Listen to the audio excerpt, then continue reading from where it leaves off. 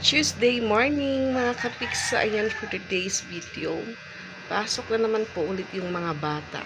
So kahapon, Lunes, wala po silang pasok dahil fiesta po ng downtown. So pag fiesta po ng downtown, automatic po yun no class.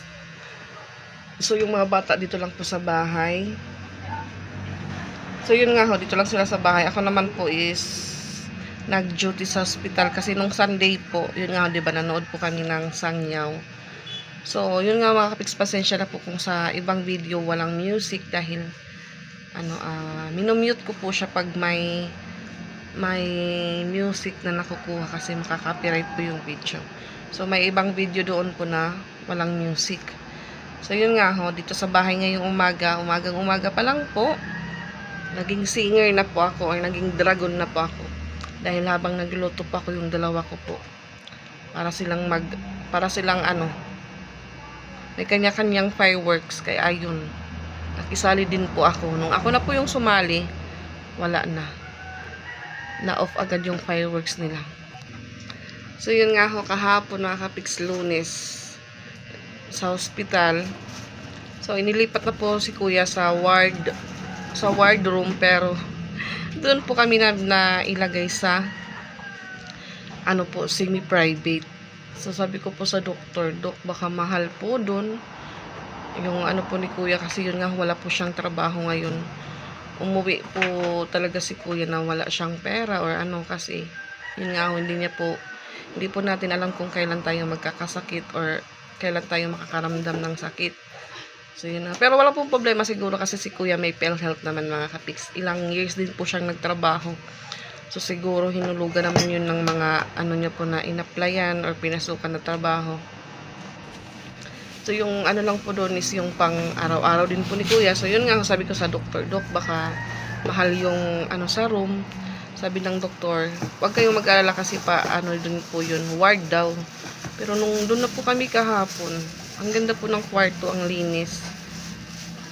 Maganda po yung kwarto dahil may aircon. Tapos dalawa po yung pintuan niya. Iba lang po sa kwarto na pintuan, iba lang din po kumbaga, pagpasok mo po isang pintuan. So pagpasok mo, may isang lababo.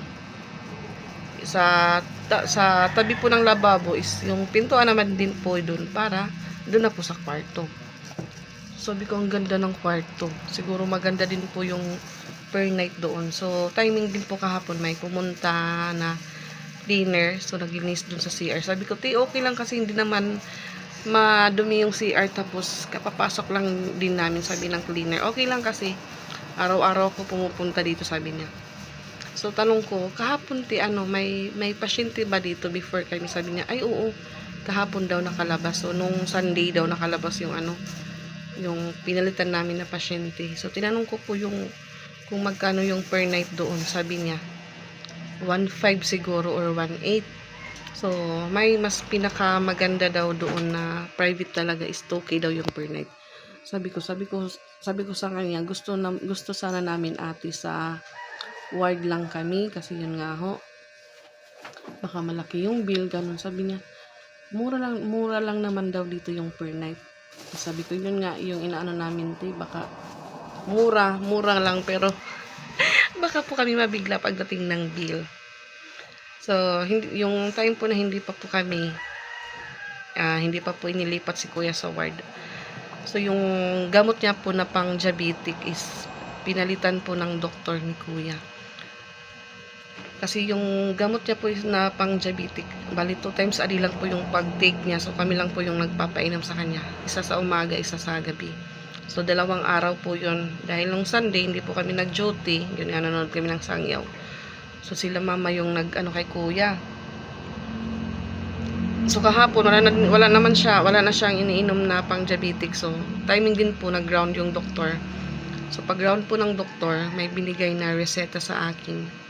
Nung tignan ko ay insulin. So sabi niya, i-insulin natin si kuya mo dahil ganun pa rin yung sugar niya, mataas. So yun nga, okay naman din po si kuya. Nakakalunok na po siya. Yun nga, lugaw lang yung pwede sa kanya, mga liquid food. So po kami na pwede sana kahit prutas, i-blender namin. Yung iniisip din po namin is wala po kaming blender, kahit yung pang fruit blender lang po yung maliit na blender. So, nag-iisip-isip po ako kung saan ako pwedeng makahiram. Pwede siguro dun magdala sa hospital kasi sa isang room, yun nga ho, 2 bed. So, kung ano, pwede pang mag-ano ng isang pasyente, pero sabi ng doktor, hindi daw doon maglalagay ng makakasama ni kuya kung di siya lang daw. So, pwede siguro dun magdala ng mga ano, yung ano lang po is, bawal lang po ipakita sa guard. Pero kahapon may napansin din po ako sa mga semi-private room kasi parang pinasyal ko po or nilibot ko muna yung room na pareho kay kuya. So, may nakita ako doon na may dala silang heater. So, iba-iba lang din kasi yung ano ng guard. Minsan may guard na mabait, minsan may guard na stricto mga kapiks. So, ngayong umaga gagabi yung nag-duty doon or nagbantay. Yung kuya ko, yung bayaw ko, tapos si ate. So, ngayon, same routine ulit pag maasikaso ko na yung mga bata. Kami naman yung papalit doon magbantay ngayong umaga. So, ngayon, ayan. Magpapatali na po sila ng buhok mga kapiks. So, ayan mga kapiks. Buti na lang din si kuya may mababait po na kaklase. Kasi yun nga ho yung kuya namin is 3rd year. So, siguro next year kung nakaano po yun, nakaka-graduate na po yun ng college. So, marami po yung nag-PM kay kuya ng musta, ganun, ano nangyari, sabi ng mga ano. So, yun sabi ko na mild stroke si kuya, pero yun nga ho, parang ano din po yun, sabay na sa mataas niyang sugar. Pat. So, kahapon po may nag-send through GCash.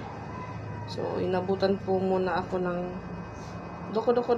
inabutan po muna ako ng tanghali bago po siya nabilhan ng insulin.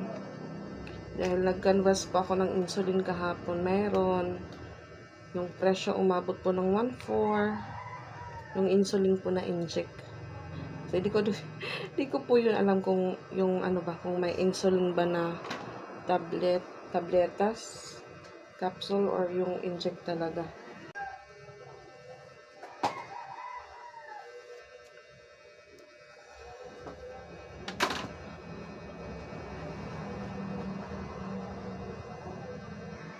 So, yun nga ho yung ano ni kuya, insulin inject. Tapos, buti na lang po nung nandun po ako sa Mercury kahapon nung live ko po. Medyo napamura po doon dahil 899 lang po yung ano doon, insulin. So, yung ano po, yung na ano po para kay kuya na bigay ng mga kaklase niya. Pat. Nagamit din po sa pangbili ng ano ni kuya, insulin kahapon. Parang ano po din po kami kasi yung papa ko walang biyahe na. Doko. So, parang walang ibang magtutulungan kung di kami din pong magkakapatid. Yung problema kasi may kanya-kanya na hong pamilya. Kagaya lang po sa akin, nasa bahay lang. Wala pong problema pag may ano naman po ako kasi bibili din po ako ng pang-ano doon, snack. Kaya nag-ano na din po kami, nagbabaon na lang kami ng kanin para hindi na po gaano malaki yung gastos sa hospital kasi mahal po dun yung ulam mga kapiks.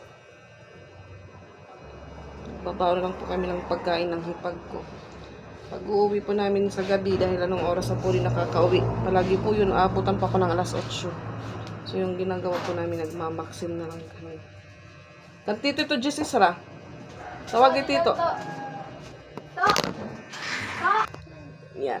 Tapos ko na pong matalian si Patpat, si Ate Ezra naman. Very nice, Ami.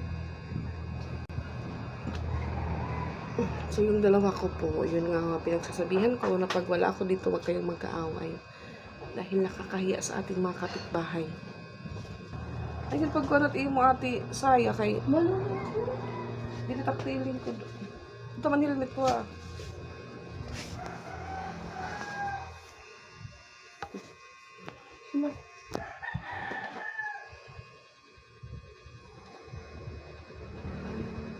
Di Hindi po talaga maiwasan na yung nanay hindi maingay tuwing umaga mga kapiks. Ramdam na ramdam ko po yung mga experience niyo, mga mama. Daan na daan ko na po yung mga nadaanan niyo. Doko, kailangan lang talaga ngayon habaan lang yung pasensya mga kapiks kasi pag iwan ko lang. Kasi sabi ko pa sa kanila pag umaga, wag tayong para hindi yung natin, hindi mabad trip yung ating araw.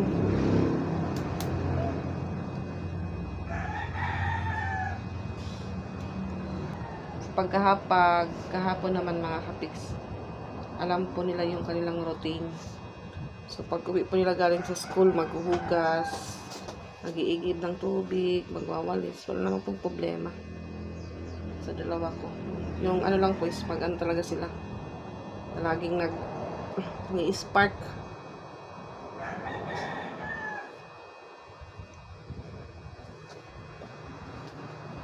Okay lang sana yung spark pag walang boses, kaso yung spark may boses.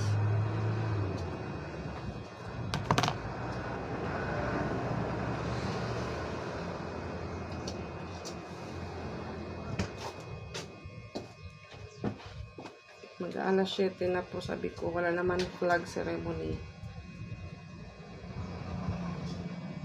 Okay lang medyo malate ganun. So, si Piang siguro wala pang pasok, parang hindi ko pa po nakita na naligo sa CR si Piang. Hindi pa din po bumili ng Milo or duko. Or siguro may stock sila sa taas. So yun, tinawag po ni Patpat, wala daw siya pasok. Sira ang buhok. Doko ati doko kinauot na bubuliwan ko nagkukan ko diya.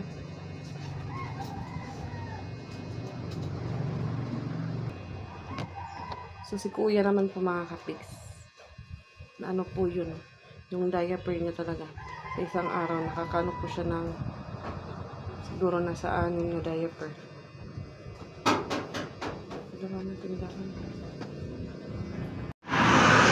Yan, waiting po kami ng pedicab para masakyan ng dalawa.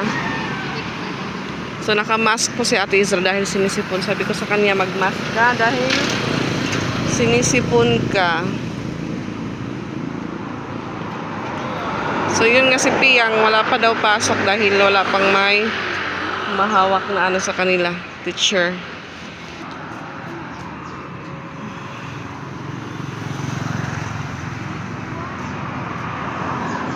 Stress na yung dalawa ko dahil wala pa pumasasakyan.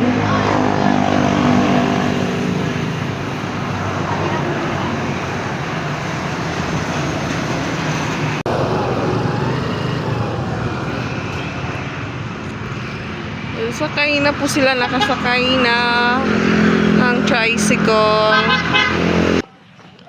So yan, maglilinis muna ako sa bahay before ako pumunta ng hospital. Yan, 8:23 na po mga kapiks at tapos na din po akong maligo. So hinihintay ko na lang po na dumating yung sister-in-law ko. So ayan yung aming prepared wifi. Yung aming hindi na po yan nagamit dahil wala po talagang connection mga kapiks. So ito naman po yung hinihintay ko na sana makaabot pa po siya habang nandito pa po ako sa bahay dahil wala na po kaming mineral na tubig. Mahirap po i-deliver po dito sa bahay pag walang tao. So minsan pumupunta po yung nadi-deliver dito. Close na po yung bahay namin. Po yan? 7 yung walang laman na mineral. So ayan, dito na po yung aking magandang hipag na Kilay is life po yan. So sabi ko sa kanya, hintay lang muna tayo dahil baka i-deliver po yung tubig ng mineral. Nahulos ko na ang daan ni kuya. Kaya naman natin. Bumalik nga niya ako. Kaya ano? Kaya ikaw na ko ribitsik ng taklat. Nabasa daw yung higaan ni kuya dahil maganda yung tulog ng naka-duty kagabi. Hindi daw nila napansin na punong-puno na yung diaper ni kuya. Maganda po talaga yung tulog nila dahil aircon. Lamig. Anong sa Rajin? Adobo. So, yan, may adobo po siya ako. Yung bawang ko walang laman, walang ulam. Adobo nga kagabi ba? Sandali po muna kami maghihintay kasi baka mag-deliver ng tubig. Di ba timing gipadton natin pag tilakat nga mineral na abot? Kasi last week, nung papaalis na po kami, sakto naman po yung mag-deliver ng tubig dumating. So sabi ko, balik ng hapon. Agoy, hindi na bumalik nung pagkahapon na sila Ate Izra dito na sa bahay. Nalala ko matatadlaw ini. Abaga, same lagi hapon. Baga bagal ka piran masakay nga tungan ni 200 gihapon para laaton.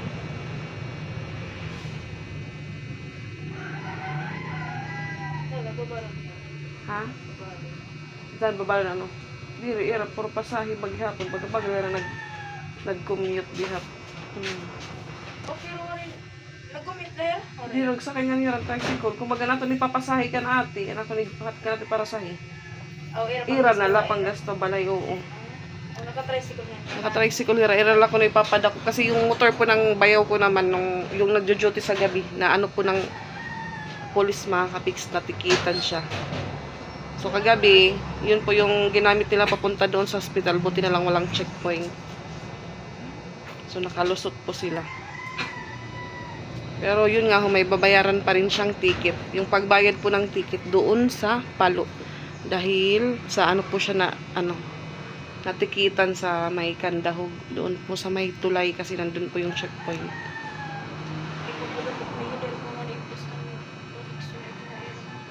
Hindi pa yung pass?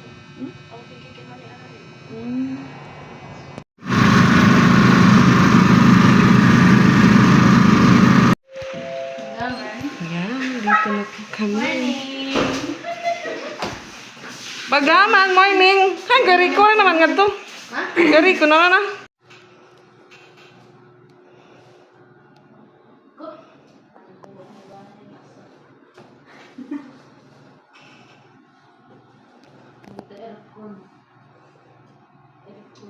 Tayo lang ang nandito. So, ayan, pinasakay ko po muna si ate pauwi sa amin dahil mamaya naman siya, babalik ulit mga kapiks. So, ayan, ito na po yung room ni kuya.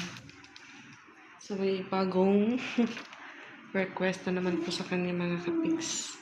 Yung blood culture and sensitivity. So, sa ibang hospital daw yung meron nito. So, mag-canvas po muna ako kung magkano para isipan po namin kung saan po kami ng ni kuya pang laboratory niya. Mas maganda yung nagka-canvas po muna mga kapiks. Yung problema nito is nasa downtown po, kaya kailangan kong pupunta doon may dala na pong pangbayad mga kapiks.